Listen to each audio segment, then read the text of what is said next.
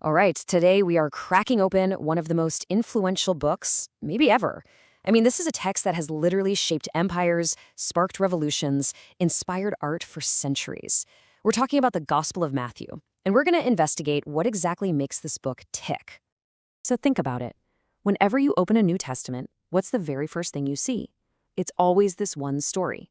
It's the front door, the gateway to the entire life of Jesus. And that number one spot? Yeah, that was completely intentional. This wasn't just some editor's choice, not at all. For the early church, for the first Christians, this was the account of Jesus. This was the one they went to, the one they quoted all the time.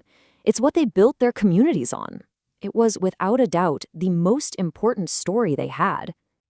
I mean, it was considered absolutely essential. Get this. For some ancient Christian communities, like the St. Thomas Christians in India, this was the only gospel they had for centuries. That's how much weight this one book carried. So that leads to the big question, right? Why? What's the secret sauce here? What made this particular gospel so essential that it became the bedrock of a global movement? Well, that's exactly what we're going to figure out. Let's dig in. Okay, so to really get to the bottom of the why, we've got to start with a much simpler question, the who. Who actually wrote this thing? And right away, we hit our first puzzle. The book itself, it's totally anonymous. The author never signs their name. But for hundreds and hundreds of years, pretty much everyone was convinced they knew exactly who wrote it. You look at all the early church historians, I'm talking the big names, Papias, Irenaeus, Origen, Eusebius, Jerome, the whole crew. They were all in complete agreement. They said it was Matthew, the apostle, one of Jesus' own disciples. For them, case closed. So who was this guy, Matthew? Well, he was a tax collector, which means he worked for the Roman government, the occupiers. But here's where it gets really fascinating. His own brother, James, may have been a zealot. One of those violent anti-Roman resistance fighters, a tax collector and a rebel in the same family. It just shows you what a powerful, unifying force this new movement was. Okay, but here's where the plot really thickens. All that external evidence, all those ancient historians, they all said Matthew wrote it in Hebrew or Aramaic. But the book we actually have, it reads like it was originally written in really good Greek. It doesn't feel like a translation at all. So you have this major contradiction. What's going on here? That's the first big puzzle. So to get closer to an answer, we have to stop looking at the outside evidence and start looking inside the text itself. And when you do that, you find something incredible. It's like a deliberate, brilliant blueprint that reveals exactly what this book was trying to do.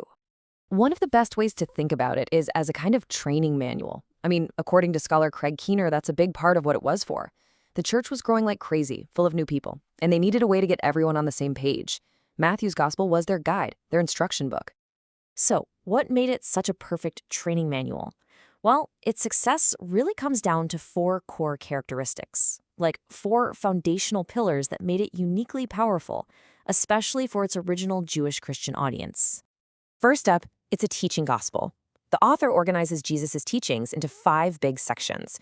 Now, that might not sound like a big deal to us, but for a Jewish audience, that was huge. Why?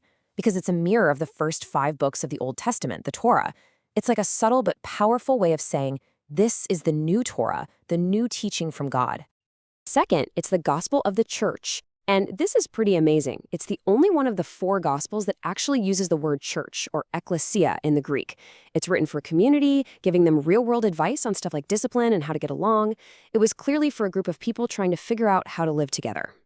Third, it's a gospel of fulfillment. You see this phrase over and over again, that it might be fulfilled. The author is constantly connecting what Jesus does directly to Old Testament prophecies. He's essentially building this incredible bridge from Jewish scripture right to the story of Jesus, showing his audience that this wasn't random, it was all part of the plan. And number 4, it's the gospel of the king. I mean, from the very beginning, with the Magi asking, "Where's the one who's been born King of the Jews?" all the way to the inscription on the cross, Jesus is constantly portrayed as the promised Messiah king. Titles like Son of David pop up again and again to really drive home his royal identity.